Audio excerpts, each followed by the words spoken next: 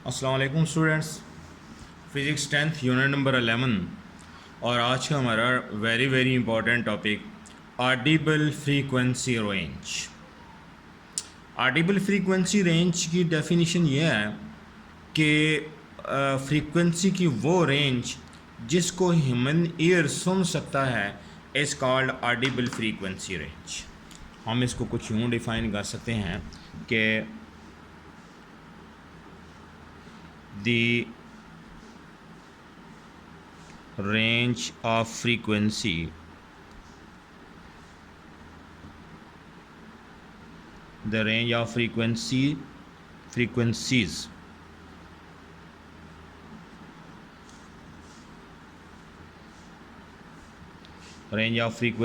which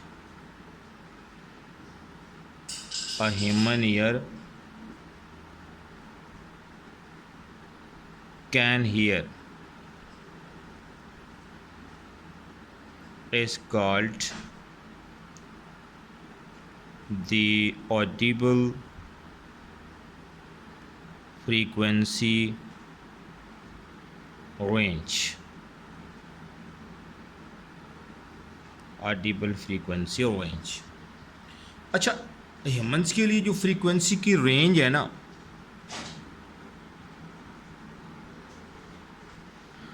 वो 20 hertz से लेकर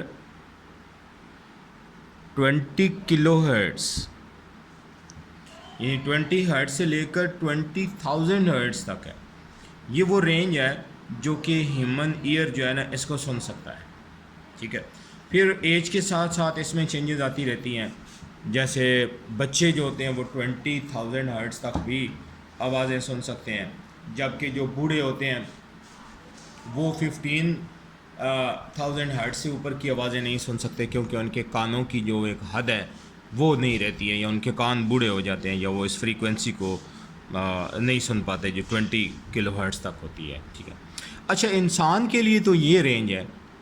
वैसे इंसान अपने आप को अशरफुल मखलूक़ात कहलाता है और अपने आप को सारे जानवरों से आला तस्वर करता है। ठीक है, लेकिन अल्लाह ने बाकी जो जानवर हैं ना उनमें ऐसी ऐसी सलाहियतें रखी हैं कि वो इंसान से कहीं ज़्यादा फ्रीक्वेंसी की या इंसानी रेंज से कम फ्रीक्वेंसी की साउंड्स को भी सुन सकते हैं। जैसे हमारे पास डॉल्फिन है। डॉल्फिन मछली की जो रेंज है मैं आपको बताऊं, इसकी रेंज 75 हर्ट्ज से लेकर 150 किलो हर्ट्ज तक है। अब देखो, इंसान से कहीं ज़्यादा अपर रेंज 150 किलो हर्ट्ज तक ये सुन सकती है।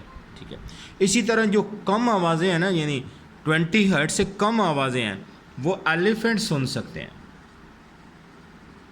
एलिफेंट्स जो होते हैं वो 17 हर्ट्ज, ठीक है, 17 हर्ट्ज तक की आवाज़ें एलिफेंट्स जो होते हैं वो सुन सकते हैं। सिमिलरली एक पोलर कैट है जिसको फेरेट कहा जाता है, फेरेट, पोलर कैट, वो 16 हर्ट्ज तक की भी आवाज़ें सुन सकती है।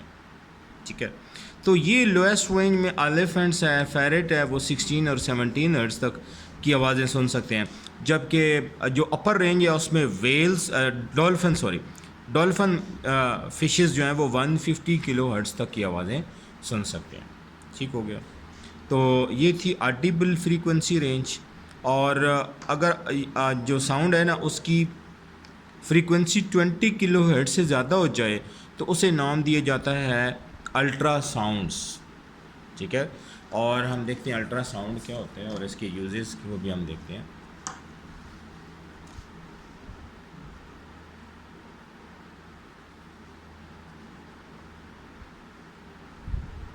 अल्ट्रासाउंड्स वो आवाज़ें जिनकी फ्रीक्वेंसी 20 किलो हर्ट्ज से ज़्यादा होती है उनको हम अल्ट्रासाउंड्स का नाम देते हैं। ठीक है,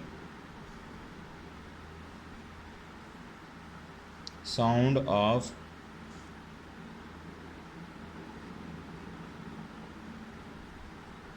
frequency higher then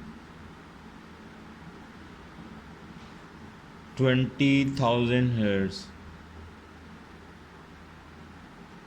is called ultrasound. That is called ultrasound. ठीक है, अल्ट्रासाउंड्स के बहुत सारे यूजेस हैं, जिनमें से कुछ हम यहाँ पे इनका ज़िक्र भी करेंगे। जैसे पहला इसका यूज़ है, यानी यूजेस हम डिस्कस कर रहे हैं अल्ट्रासाउंड्स के, जिसमें से पहला जो यूज़ है वो है detection of very small objects.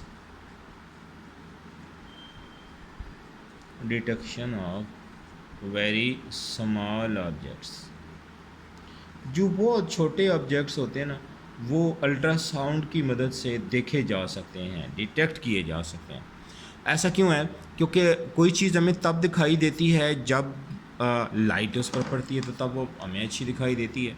जैसे यहाँ पे कुछ ये पड़ा हुआ है, लाइट आएगी, अगर लाइट की वेव लेंथ जो है ना वो बड़ी होगी तो लाइट यूँ आएगी और इसको छुए बगैर, ये सॉरी अच्छी नहीं बनी है, यानी जैसे ये एक ऑब्जेक्ट पड़ा हुआ है, अगर लाइट आए और इसको छुए बगैर यहाँ से गुज़र जाए तो ये ऑब्जेक्ट्स जो है वो डिटेक्ट नहीं हो पाते।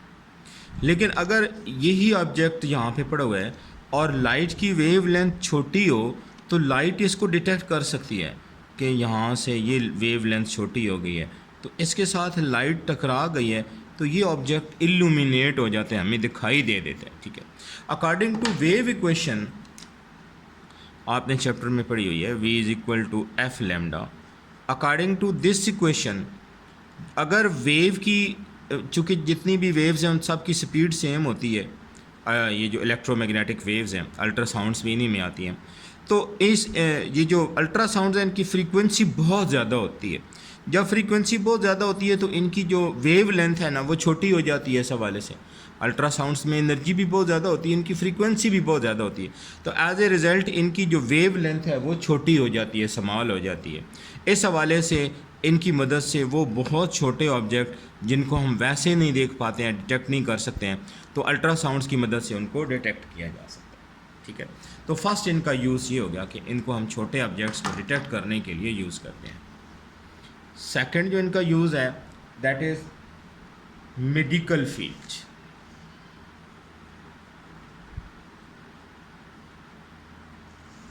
मेडिकल फील्ड में अल्ट्रासाउंड्स को बहुत ज़्यादा इस्तेमाल है। आपने सुना होगा जी, क्या लोग जब बीमार होते हैं तो अल्ट्रासाउंड्स करवाते हैं, तो उस हवाले से diagnose and detect the disease. पहली बात जो है वो है डायग्नोज। डायग्नोज का मतलब जानते हैं ना, पता लगाना। Diagnose and detect the disease, कि जो डिजीज़ होती हैं ना उनका पता लगा लिया जाता है, फिर उनको डिटेक्ट कर लिया जाता है कि आखिर डिज़ीज़ है कौन सी। क्योंकि जब कोई बंदा बीमार होता है ना तो डॉक्टर फिर उसका अल्ट्रासाउंड करता है, जो अल्ट्रासाउंड वेव्स हैं उनको मशीन के ज़रिए पेट के अंदर भेजा जाता है, फिर वहाँ से वो रिफ्लेक्ट होके आती हैं किसी ट्यूमर से, किसी रसोली से, किसी अल्सर से। तो इस तरह पता लगाया जा सकता है कि पेट के अंदर आखिर क्या इशू है, कोई रसोली है, ट्यूमर है, कैंसर है, या अल्सर बना हुआ है, ज़ख़म बना हुआ है। तो इस हवाले से डॉक्टर जो है वो अल्ट्रासाउंड करके ये पता लगा सकता है कि आखिर मसला क्या है और पेट के अंदर गड़बड़ क्या है। ठीक है, तो अल्ट्रासाउंड्स का ये सबसे बड़ा इस्तेमाल मेडिकल्स में है। ठीक है, एक diagnosis and detection of and detect the disease. फिर मेडिकल फील्ड में ही इसका एक और इस्तेमाल हम देखते हैं। अल्ट्रासाउंड का एक और यूज़ है मेडिकल फील्ड में, that is removal of blood clots.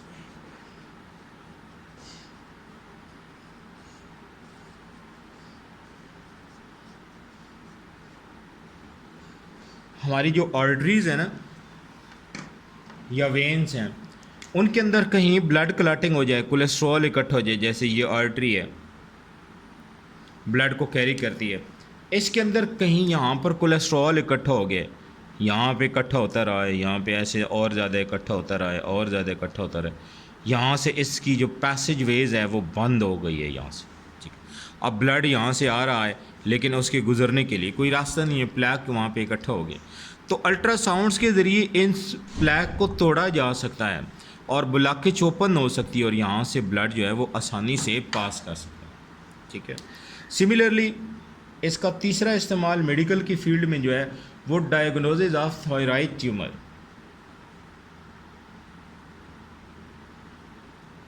Diagnosis of thyroid, sorry ये मैं सही करके ज़रा लिख दूँ,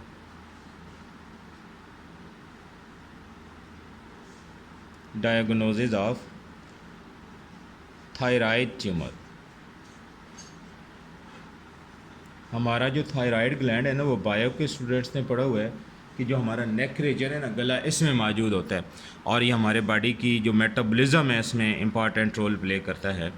तो इसके अल्ट्रासाउंड्स के थ्रू पता लगाया जा सकता है कि इसके अंदर ट्यूमर या कोई कैंसर है या नहीं है। ठीक हो गया। तो ये इनके मेडिकल्स में यूजेस थे अल्ट्रासाउंड्स के। इसी तरह ना सिर्फ मेडिकल्स के फील्ड में इसके यूजेस हैं अल्ट्रासाउंड के, बल्कि इसकी और भी यूजेस हैं। ठीक है, जिनमें से एक है use to locate the depth of water. ठीक है, नंबर 3 पे इसका यूज़ है to locate the depth of water.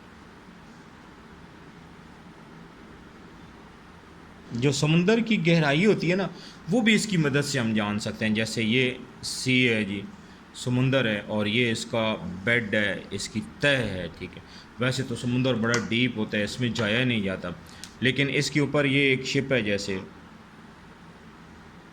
ठीक है, ये शिप है जी। इसमें से अल्ट्रासाउंड वेव्स भेजी जाती हैं जो कि यहाँ से ट्रैवल करती हुई ये जाएंगी, इसकी बेड से टकराएंगी। ठीक है, और टकराने के बाद फिर वापस आएंगी, ये रिफ्लेक्ट होके वापस आएंगी। इनके रिफ्लेक्ट होने का टाइम भी हमें पता होगा। ठीक है, और सिमिलरली जो इसकी स्पीड है अल्ट्रासाउंड की, वेलोसिटी, वो भी हमें पता होगा। तो एक वेरी सिंपल रिलेशन है, S is equal to VT। तो ये S ये डिस्टेंस हो गया।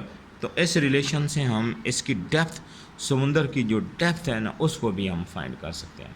और ना सिर्फ हम समुंदर की डेप्थ को फाइंड कर सकते हैं बल्कि हम नीचे जो तह में बैठे हुए ऑब्जेक्ट्स हैं उनको भी ढूंढ सकते हैं। जैसे आपने सुना होगा ना कि कुछ अर्सा पहले एक जहाज़ चला था इंडोनेशिया मलेशिया से जो कि चाइना की तरफ जा रहा था और वो गायब हो गया था। फिर पता ही नहीं चला था कि वो कहाँ गया, ढूंढ ढूंढ के उसका पीछे से कंट्रोल सिस्टम से राब्ता ही ख़त्म हो गया था।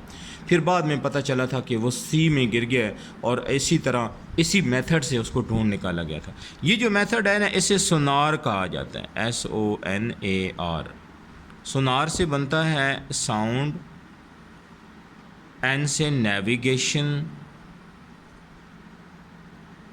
And ranging.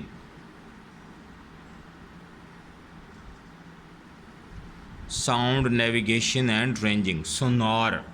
तो ये वो टेक्निक है जिसकी मदद से हम अंडर वाटर डेप्थ्स को और अंडर वाटर ऑब्जेक्ट्स को हम डिटेक्ट कर सकते हैं। ठीक हो गया।